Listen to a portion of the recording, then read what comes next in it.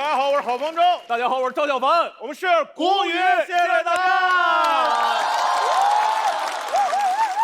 特别开心，又来给大家演漫才了。哎，你有什么想演的吗？这一赛段？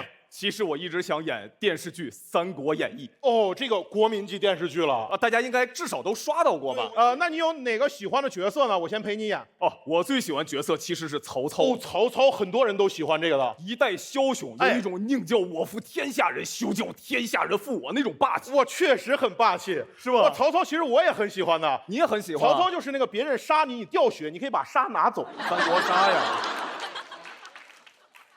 好好演一下电视剧可以，你喜欢哪一段陪你演？曹操这个人生性多疑，哦，他跟自己周围侍卫说：“我睡觉谁也别靠近我，我好梦中杀人。我在营帐里睡觉，你来叫我起床。”哦，我来叫你起床。这谁不想杀人？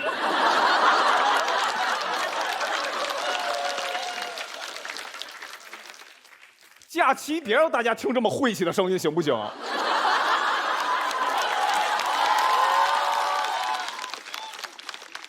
别用手机叫我起床，人来叫我起床。人来叫你起床。OK， 你是我人来叫他起床。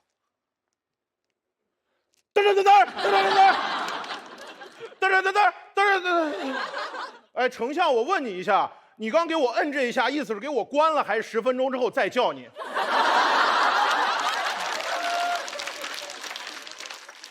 我意思是，你不要学闹钟叫我起床。人来叫我起床，然后我杀你。我人叫你，我不是生性多疑吗？生性多疑，明白了。曹丞相，曹丞相，曹丞相，咱俩谁多疑呀？你再给第一排观众撞死！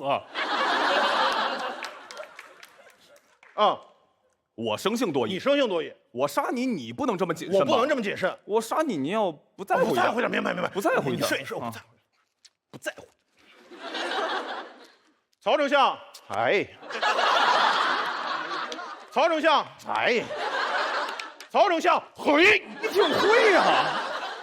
那别演这段了。你刚才不是也喜欢三国吗？我也喜欢三国啊。那现在是我陪你演一段。那你最喜欢哪个人物呢？我喜欢诸葛亮。哎，诸葛亮我也很喜欢。你也喜欢诸葛亮？诸葛亮就是那种你没排他，别人不能杀你，该你三国杀了。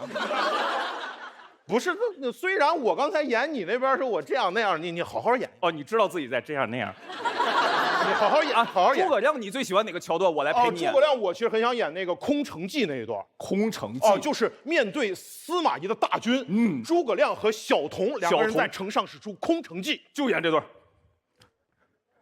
诸葛先生，司马懿的大军已经压过来了。他们到哪儿了？他们已经进城了。进城还怎么空城计啊？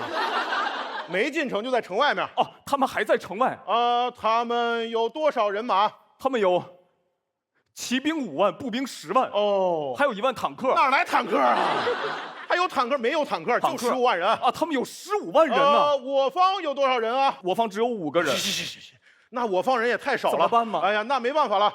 只好用计了，去传我的号令，打开城门。传诸葛先生号令，打开城门，全军出击。全军出击打得过吗？5个人打15万人。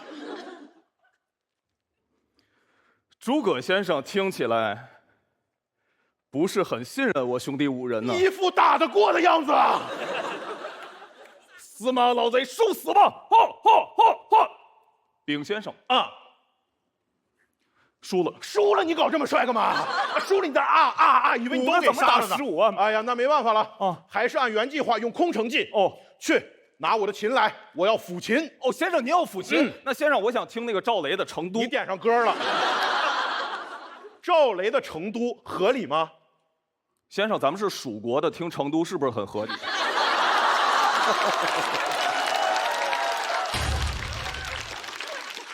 行吧，来吧。嘚儿嘚儿嘚儿嘚儿嘚儿嘚儿嘚儿嘚儿嘚儿嘚儿嘚儿嘚儿嘚儿嘚儿嘚儿。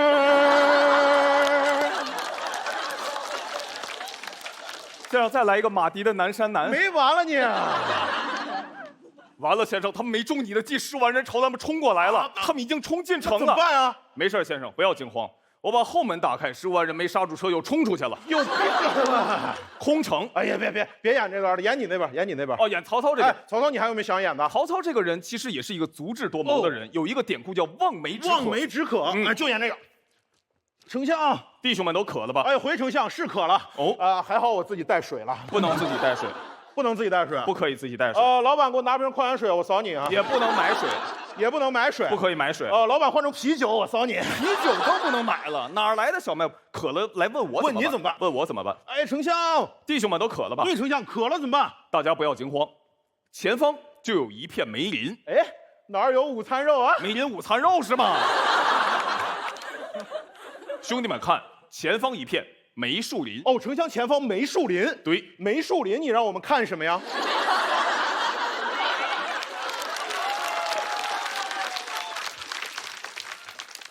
兄弟们看，前方一片有树林。哦，丞相前方有树林。对，有树林。你刚说梅树林，前方有梅树林，有梅树林。不是丞相，到底有梅树林啊？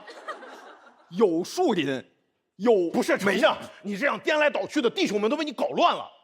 哦，被我搞乱了。哎，这样吧，咱俩各退一步啊，各退一步。前方有树林，有树林，也有午餐肉。没有午餐肉，不是丞相，是梅林午餐肉。没有梅林，丞相没有梅林吗？哦，没有梅林，咱怎么演望梅止渴呀？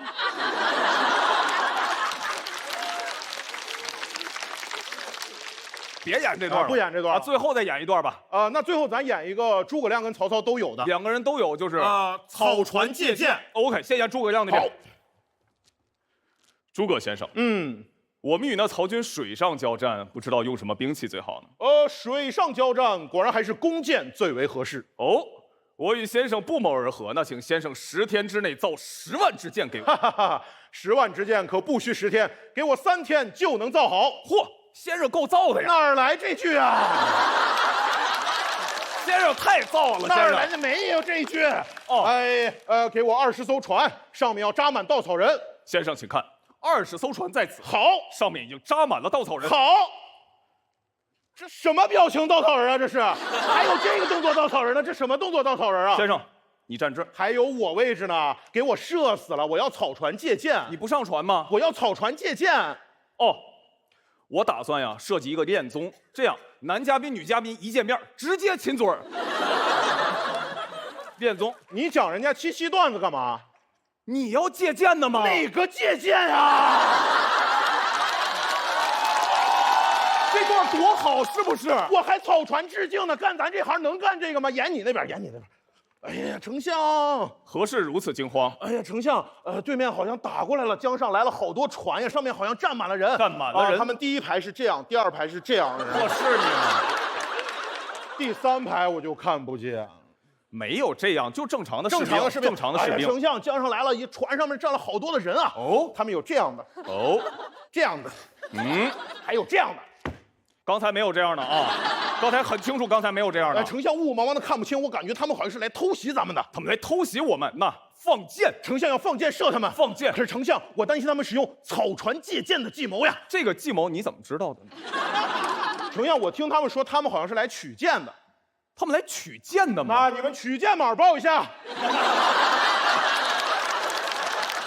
哪来的取箭码？就传我号令放箭。传丞相的号令放箭。放箭。咻啪咻啪咻啊！哈哈哈哈！真扎着人了啊！哈哈哈！曹贼，你中了我诸葛亮草船借箭的计谋了。还扎着诸葛亮了是吗？是啊，谢谢你的箭。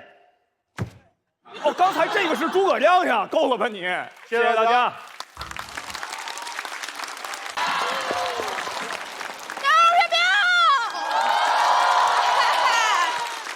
对，今天讲讲我单身时候的事儿啊。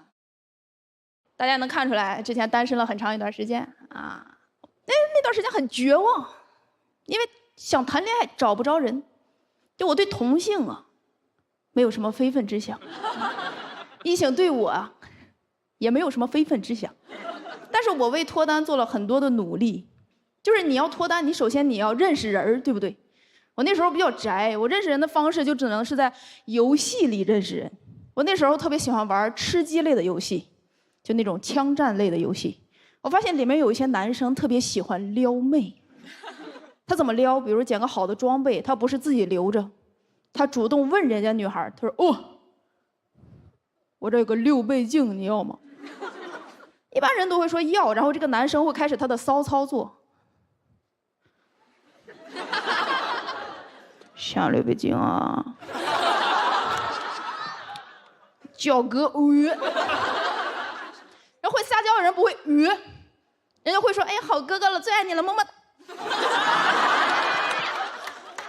别说6倍镜，命都给他。对面撒娇这个人都不一定是个女的，但不管，命都给他。我也遇到过这种男生，上来就问我：“6倍镜你要吗？”我说要。他说叫哥哥，我当时心想，终于到我了，看我怎么征服你啊！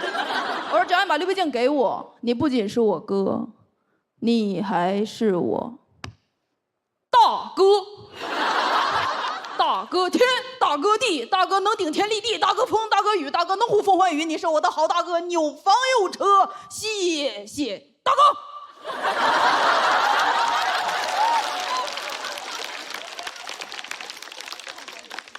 当时就大哥就被我镇住，二话没说，掏出个手雷就把我炸死了。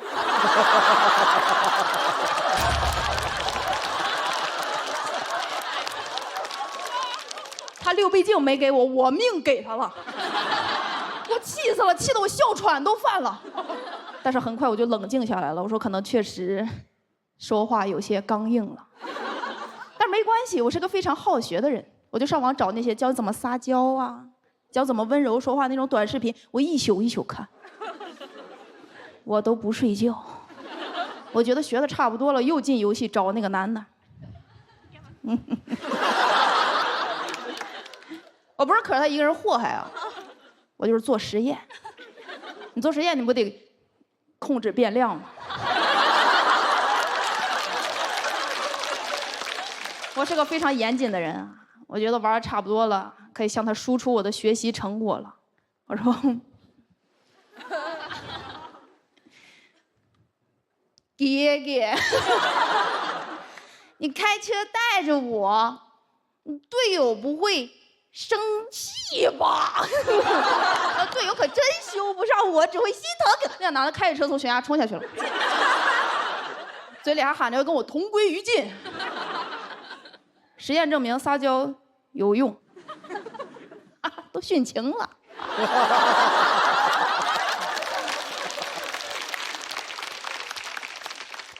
但是在游戏里认识人确实就不靠谱。不靠谱，你还是要在现实中去认识人，去社交。我朋友就拉着我去社交，去夜店社交。我开始很天真，我觉得在夜店社交非常容易，因为你看不见，你也听不着。但是我真到了这夜店之后，我发现不是那样的。就夜店，它不是一般人能去的地方。就夜店门推开那一瞬间，我都震撼了。我说这个就是阴曹地府嘛。灯是绿的，还冒烟儿，跟那个86版《西游记》里阴曹地府一模一样。我当时我都想，我说我来这个地方，是不是有点早？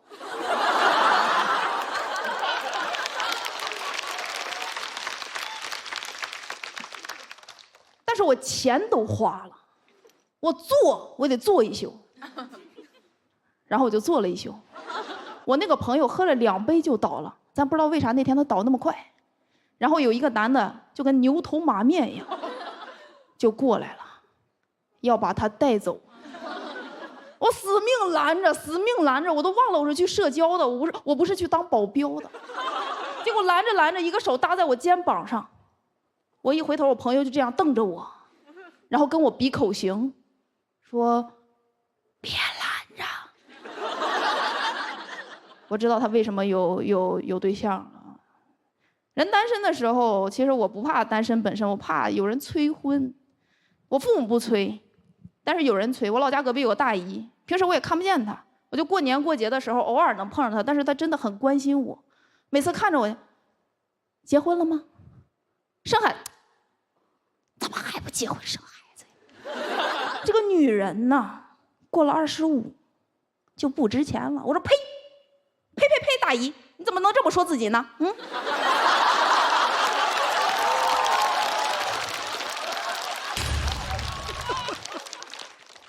主要我真的挺烦他的，因为他不仅催我结婚，他还催我离婚的父母复婚。主要是我爸已经再婚了，我就感觉他就是见不着东西担着。可能他最讨厌的植物就是牡丹。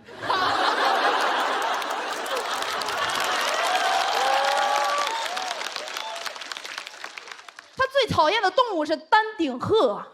最讨厌的人是我跟我妈，最讨厌的节目是《喜剧之王》单口记。他一点品味都没有。但是我还不能跟他顶嘴，我要跟他顶嘴，他还有一套嗑啊！你现在不结婚生孩子，那老了之后谁管你呀？我这么说都是为你好。我说谢谢您，谢谢您。我妈都没这么为我好过。你才是我妈吧？你是我大妈。大妈天，大妈地，大妈管天又管地，大妈风，大妈雨，大妈听风就是雨，大妈不跳广场舞，句句都是为了你，谢谢大妈。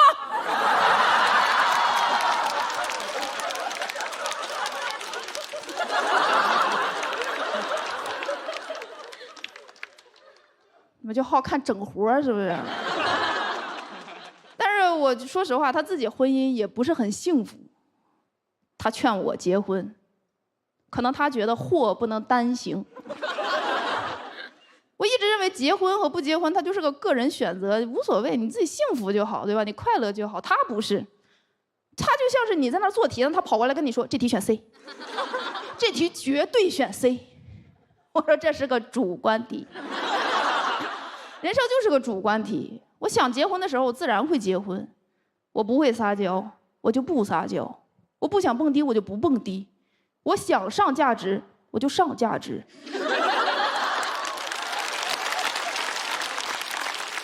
我不想上价值，我就下台。谢谢大家认明。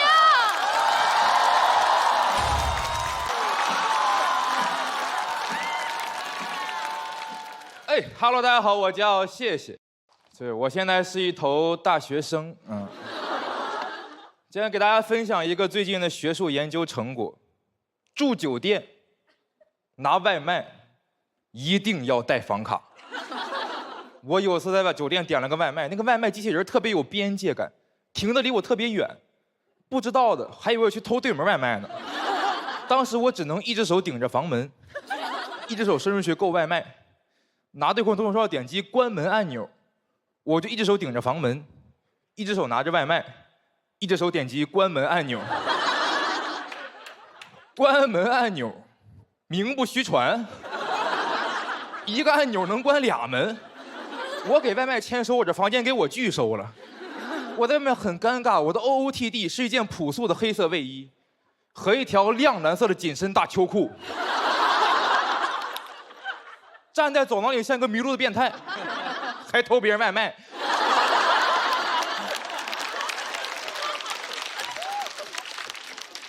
我很懊恼，我说怎么穿着秋裤就出来了？但我有点庆幸，我说起码还穿了秋裤。我想要回到房间，唯一的办法就是穿着我的紧身蓝秋裤，下楼找前台要张房卡。这时候我开始做那种心理建设，我说有没有可能，只要我足够自信，他就不会以为我穿的是我的紧身蓝秋裤，他会以为那是一件Blue Lemon。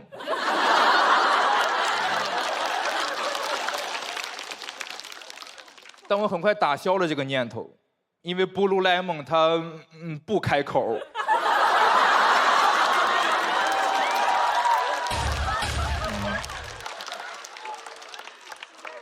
我说这个关门按钮少关了一扇吧。很生气，都赖那个机器人。你一个外卖机器人，送不好外卖，光气人。我很烦，从他接他电话，我就感觉不对劲儿。一接电话跟我说什么，你的外卖到了。很割裂，朋友们。外卖员没有这么讲话的，外卖员给我打电话说都是：哎，你外卖到这个饭门口，能说拿吗？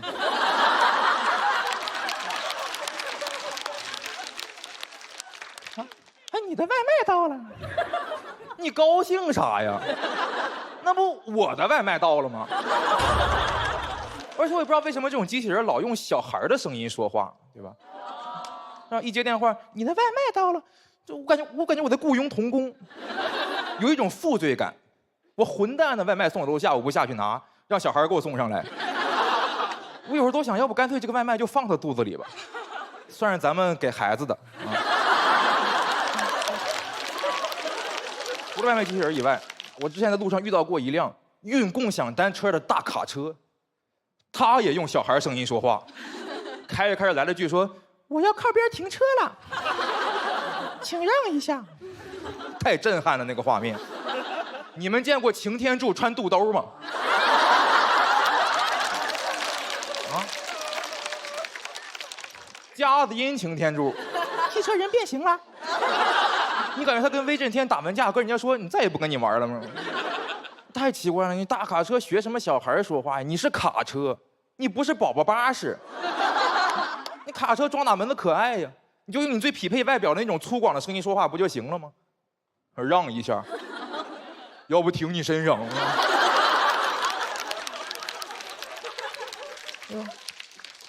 不理解为什么，所以我想了一下，我觉得这种机器人电子音用小孩的声音，它本质上就是通过装弱势群体来博取同情，从而获得特权，对吧？因为大部分人会选择不跟小孩一般见识。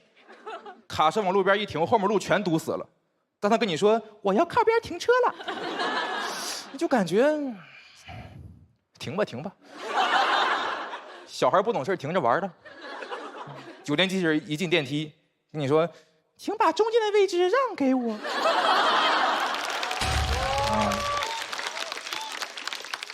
你就感觉行吧，孩子想站中间站中间吧。但如果我想象了一下，如果他就用正常的成年人声音跟我说话，我会怎么反应？一进电梯说，请把中间的位置让给我。不让。啊，电梯你家开的，能坐不能坐，滚出去。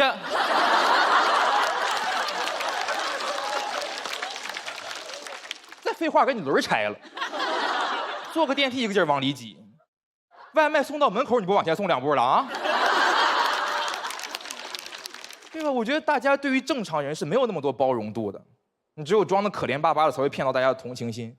这种事情在人类社会中经常发生。大学生心疼阿姨在寒风中迈鹅腿。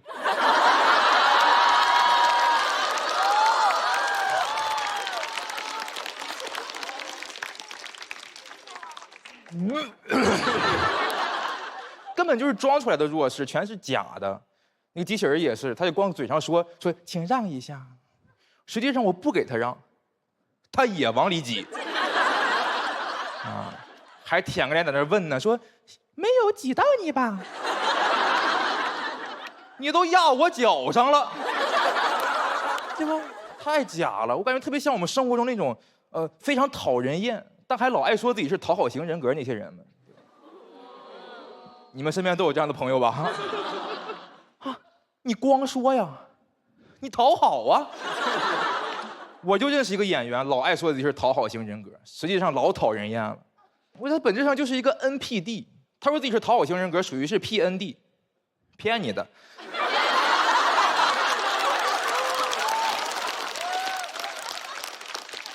一录节目就装得特别谦卑，可怜巴巴的台上说什么来录节目非常紧张，因为我总是自我怀疑。我见过他私底下自我怀疑的方式是问，说我怎么演出这么炸呀？不光怀疑自己，也怀疑别人，说他们怎么都没我炸呀？这个问题很难回答，因为我看过他的演出，不炸，是吧？我理解炸应该观众哈哈哈哈哈哈，他那个观众是他那个在我们这一般叫温，他这个要是算炸场的话，当年关羽就是炸酒展的华雄。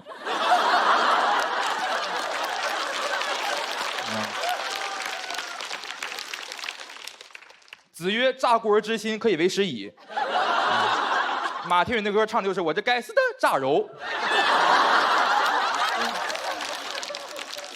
太假了，我不会整这一套。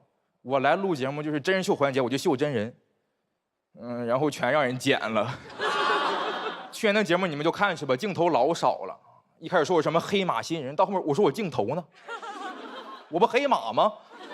怎么我一个黑马的镜头时长，它如白驹过隙啊？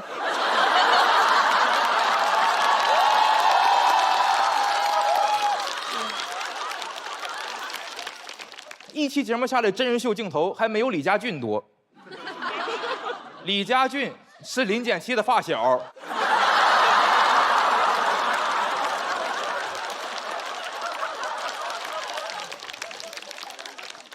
很难受，但我现在像刚才我说的那种假人装货，他们反而能够骗到很多关注，能够站在聚光灯中央，把我们这种人挤到旁边去。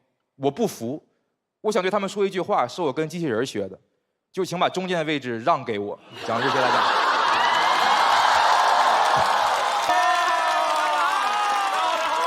哎，大家好，我是王灿。大家好，我是大队长。我是安全出口，大家好。哎，不知道大家最近有没有刷到那种博主，那种这个旅行地陪博主，有没有刷到过？上海蛮多的。说白了就是兼职导游。哎，我觉得这个行业现在也挺好的。是。哎，就是我是个东北人。哦。现在东北旅游，说实话也挺火的。哦。哎，我就想有没有一天我能回到东北做一个这个旅行地陪，宣传一下家乡文化。哦，你也想干这行？哎，但没什么经验，你能不能提前让我演练一下？行啊，我也没去过东北。哎，正好，那你说你是我的客人，我来接你。好吧，可以。喂，你好。哎，那个我到了。哎呀，你是那个大先生是不是？哎，是我。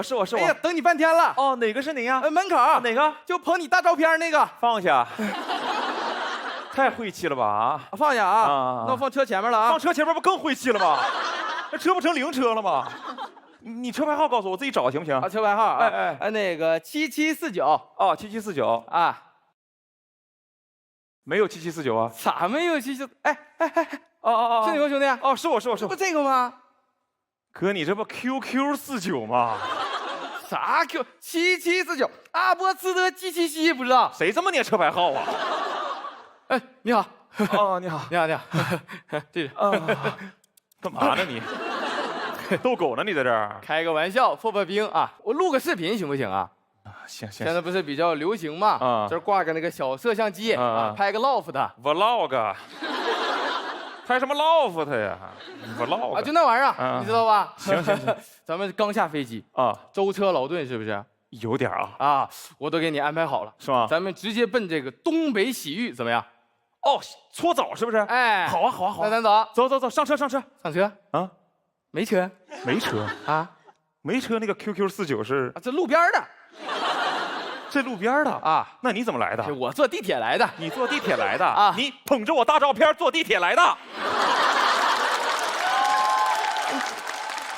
欢迎你吗？不是？哪儿这么欢迎别人呢？欢迎你啊！咱们那个进去，咱们搓澡好不好？哦。哎，之前有没有搓过澡？没有。没有啊？你要这个盐搓、醋搓还是奶搓？我也不懂啊，啥叫奶搓？奶搓就是李乃文给你搓。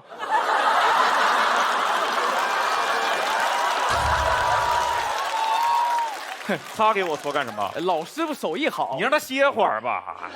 你搓，我给你搓啊。那你要轻一点还是紫一点？轻一点，紫一点。我纹身来了，就力气轻一点啊。这行不行啊？行，可以啊。哎呀，哎，你是做什么工作的呀？啊，我是干那个。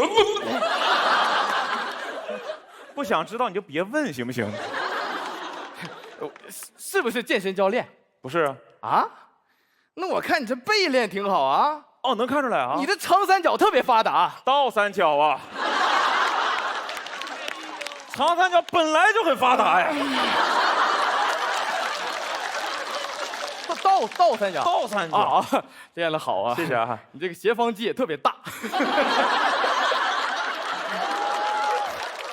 不会夸少夸啊，少夸。羡慕你们这些身材好的。谢谢。哎，头稍微抬一下啊。给我敷个面膜。哎，不知道谁的裤衩，不知道谁裤衩你放我脸上，你怎么这么不卫生呢？你这个人，你别给我搓了，行不行？不搓，太不卫生了。那泡会儿行不行？泡会儿，我不给你搓了，好吧？先搓后泡啊？哎呀呀，这个池子啊，哎，你别踩大爷！这儿有个大爷，不好意思，不好意思。哎，你别踩大爷呀！哦，这儿有个大爷，不好意思。哎，你别踩大爷呀！全是大爷，泡澡还是泡大爷来了？没事，你稍等一下啊。啊，我去问一下。啊，哎，大爷，请把中间的位置让给我。让给你干啥呀？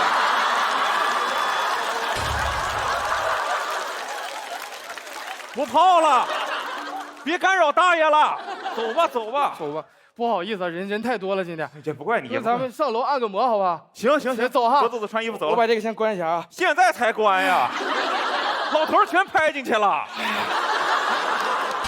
不好意思，我不怕。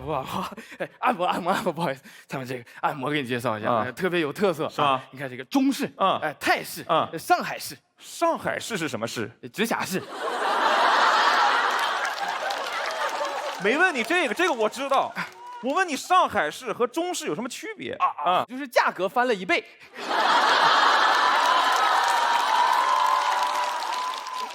给你点啊。这换一个。这个梦回大堂是什么项目？你挺会选啊，是吧？梦回大堂是咱们的特色项目。哎，就是这个按摩，哎，手法特别棒，能给你按睡着了。睡着，等你一睡着啊，给你扔楼下大堂去。哪个大堂？梦回哪个大堂？这太吓人了，你是恐怖项目啊！泰式啊！那我得跟你说一下啊，干嘛？咱们这个技师也比较特殊，是吗？是那种那个残障人士啊，盲人按摩，聋人按摩，聋人按摩吧？啊，听不见你说话，这能看见就行啊。可以啊，当然可以啊。那我帮你安排啊，行，稍等啊，聋人按摩啊，请进。啊，不对。你好，哎，你好，哦，您是8号技师 ，OK， 您听不见 ，OK， 啊，哦，请，哎，有点疼，师傅，哎，不是，轻点，哎，疼，谁给你按开心了？疼了，你劲儿使小一点。哎，劲儿使小，哎，干嘛呀你？我让你劲儿使小点，这样，哎，OK，我健身，是，哦，谢谢，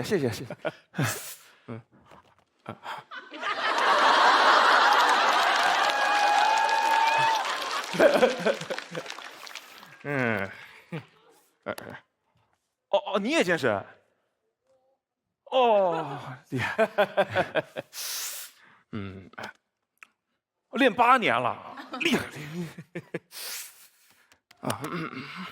每天早上起来跑步，睡得也很早，吃的也很克制。你话怎么这么多呀你？你说话和按摩冲突，你知不知道啊？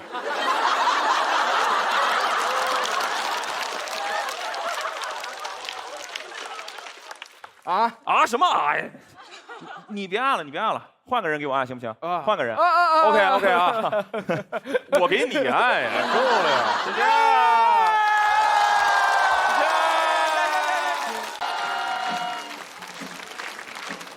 哎 ，Hello， 大家好，我叫胡来，你们好吗？自我介绍一下，我是一个少儿吉他老师，教1、2年级的小朋友啊。我就特别害怕有些家长啊把孩子拎过来，是他们周末没时间带了。因为我们琴行不卖课时，是你买一把吉他随时来我们随时教啊，明白了吧？所以那些家长一看说，哎，这儿托管孩子送吉他，一到周末就把孩子寄存在我这儿，我都要下班了他也不来接，忙忘了。我刷着他爸发了条朋友圈说我家孩子丢了。我就给他打电话，你儿子在我手里，就也顾不上孩子好不好好学了，因为有时候把孩子送过来啊，连吉他都不带。我是干上育儿嫂了，不是你学吉他不带吉他，京中有善口记者。后边开始直接拿我手机玩游戏了，他妈妈还问我说我儿子琴练得怎么样，我说挺好的呀，上海市第7高渐离了。爸爸妈妈没时间带，爷爷奶奶就更沟通不了了啊！我说孩子来上课还是得带吉他吧，他爷爷说带啥吉他呀？你这不都是吉他吗？你随便拿一把给他用呗。我开的是琴行，又不是网吧。孩子一进门，网管9号吉他开2小时。那天下午，孩子感冒了，他爷爷叫我带孩子去医院，特别生气啊，说你给我孙子教感冒了。我是拿花洒教的嘛。我就不理解这些爷爷奶奶，非要催着自己孩子生孩子，说生完了我养，结果生完了都是我养。很多家长会觉得吉他不是什么正经爱好。我之前遇到过孩子说想学吉他，拉着爸妈进来，我都想上去介绍了。他妈妈说：“哎，那吉他学了以后能干嘛？以后出去要饭吗？”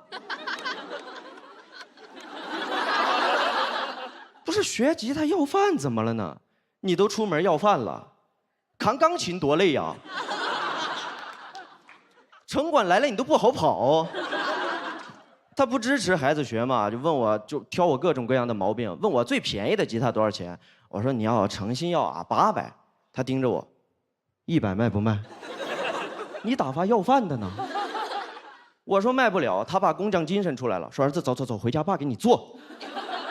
吉他有啥难的呀？找块木头刨个洞，拉2根弦不就完了吗？我说那个叫二胡。很多家长都会有那种乐器歧视啊！之前甚至有家长跟我说，吉他都没有什么正经的演出服，像人家弹钢琴、拉小提琴都要穿西服。我说人家钢琴是乐器之王，是因为人家音域广、上限高，不是因为他卡穿搭。你要是这么喜欢穿西服的话，你去萨利亚当 waiter 不就完了吗？也有那种啊，孩子对吉他没什么兴趣，家长硬要培养的情况。但其实家长也不太了解，经常就是拉着孩子进来说：“宝贝儿，咱们学吉他啊，以后啊当郎朗。”我说咱学吉他应该是当不了郎朗，郎朗学吉他都当不了郎朗。他逼着孩子学嘛，那个孩子积极性就特别差，到了琴行除了练琴啥都能干。我之前带过一个小女孩练吉他练一半，摸了本数学作业出来，藏吉他谱下边偷偷做。我以为他看漫画呢，我说看啥了？没收了。黄冈小状元，不是琴行里怎么能做数学呢？放纵餐怎么能吃沙拉呢？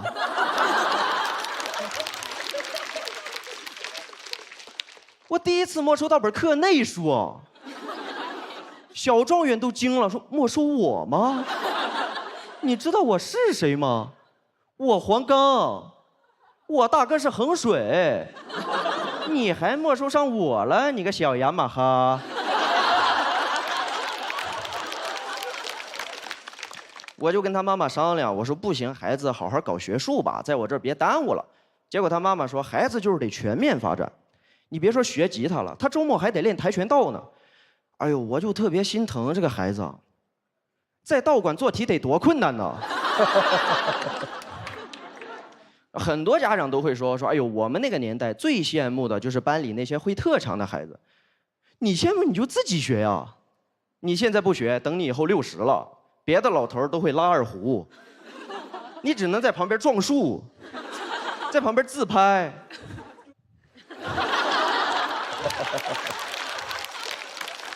人家是弦乐，你是打击乐。很多家长都是这样，会逼着自己孩子去学一些兴趣爱好，来弥补自己小时候没有学的遗憾啊！孩子又是学吉他，又是跆拳道，又是钢琴，又是奥数，你咋这么多遗憾呢？你小时候干嘛去了？你该不会有个快乐的童年吧？讲到这儿，谢谢大家，我是胡来，祝你们天天开心。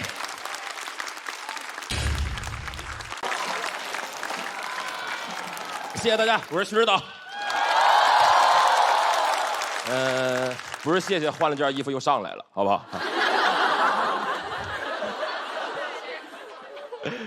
哎呀，这轮给大家分享一个难以启齿的事情。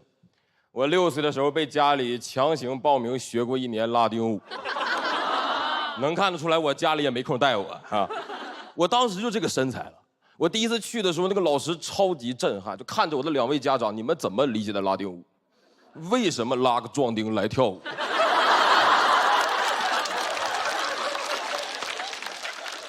这个糟糕的决策是由我妈提议，我奶出资。我奶亲自看我跳了1次以后，决定撤资。我当时跳的差到我在班里都找不到合适的舞伴，老师每天在班级前面说，同水平的一个女生一个男生搭档成舞伴，互相学习，互相跳。看着我说：“你先对着镜子跳。”我说：“那老师，等会儿第一个动作我俩谁先跳啊？”直到过了2个多月，班里新转进来一个，我跟他勉强成为了舞伴，水平可以说跟我是不分伯仲。我为什么说勉强呢？性别也完全一致。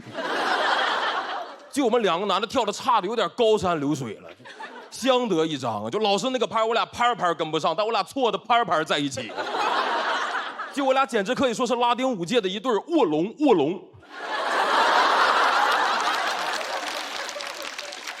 我说这哪是新招进来的，他是镜子里那个我出来了。他从镜子里出来之前，我俩只是一对卧龙卧。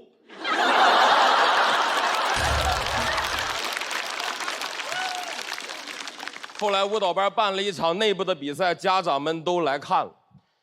我跟龙卧呢，设计了一个动作，就是我俩跳一半的时候撒手，然后转圈再丝滑的拉回来。那天我俩是在第2分钟撒的手，比赛结束后才找到对方。那天就是投资人我奶亲自看的那场。来之前他听说我找舞伴费劲了，但是没想到在台上找啊。看着我跟我的舞伴在台上越找越远，双向辜负。说这舞伴之间确实会形成独特的磁场，这个同性它就是相斥，是吧？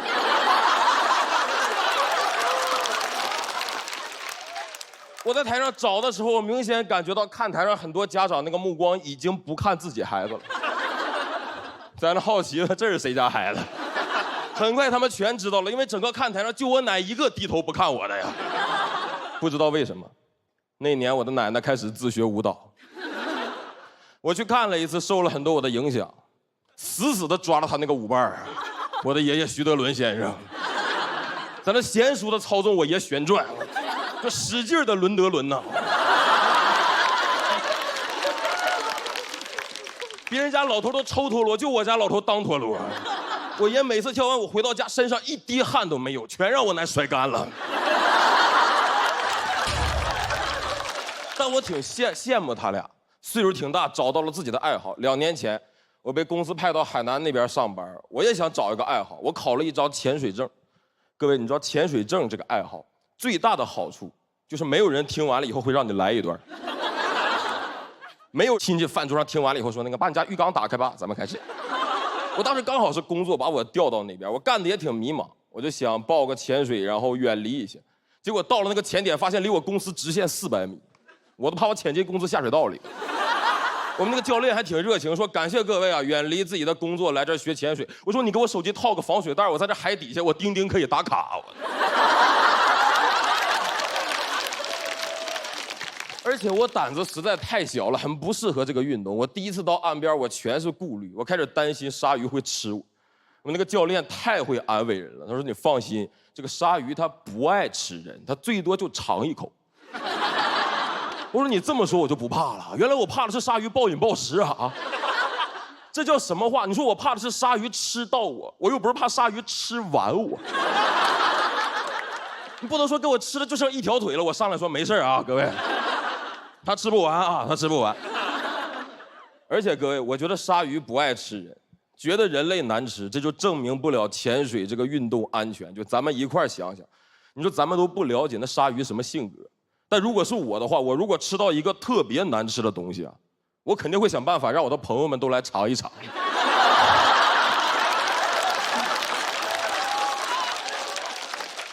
我教练说你放心吧，鲨鱼不会尝你，鲨鱼最喜欢的食物是海豹，而咱们大多数人类呢，脂肪含量比较低，是安全的。我说你带我来啥意思啊？我穿上潜水服也很像海豹啊。海豹是个体脂率40%的哺乳动物，而我作为一个体脂率35%的哺乳动物，但凡今天有一条鲨鱼想吃减脂餐呢，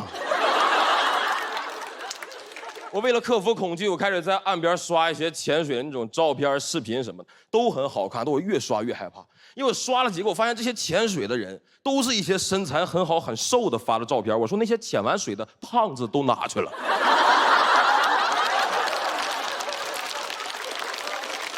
是我想的那样吗？啊！我甚至看到一个帖子，简直骇人听闻，说潜水适合胖子减肥，半年轻了10公斤。我说你说清楚，你是半年逐渐轻了10公斤啊，还是一瞬间轻的呀？我现在感觉这个帖子有问题，我有阴谋论了，我怀疑这个帖子是鲨鱼发的，这该不会是条钓人帖吧？啊！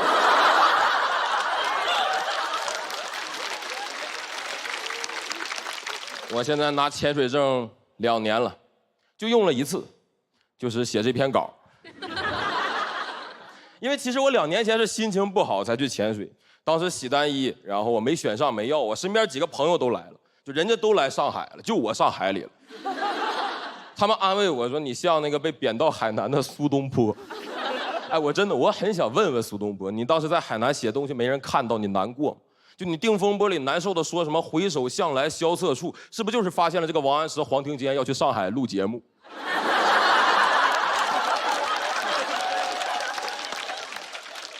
也不用羡慕，没准那个黄庭坚到了以后说了太多话就被剪了，然后咱都。